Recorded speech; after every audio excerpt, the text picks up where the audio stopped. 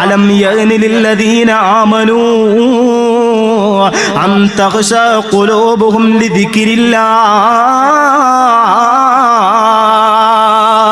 വിശ്വാസികൾക്ക് ഇനിയും നന്നാകാനുള്ള സമയമായില്ലേ, മാറേണ്ട സമയമായില്ലേ, മാറ്റം സൃഷ്ടിക്കേണ്ട സമയമായില്ലേ, മാറി ചിന്തിക്കേണ്ട സമയമായില്ലേ എന്ന് അർത്ഥം വരുന്ന ഖുർആനിന്റെ വചനോ ഈ ഫുളൈൽ ഇബ്നു ഇയാദ് എന്ന വ്യഭിചാരത്തിന് വേണ്ടി കടന്നു പോകുന്ന ചെറുപ്പക്കാരന് കേൾക്കുമ്പോ അല്ലാ,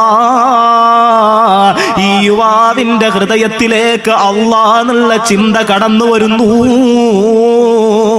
ആ ആയത്ത് തന്നോട് ചോദിച്ചതുപോലെ തോന്നുന്നു. അവിടുന്ന് പറയുന്നു, അതെ അതെ,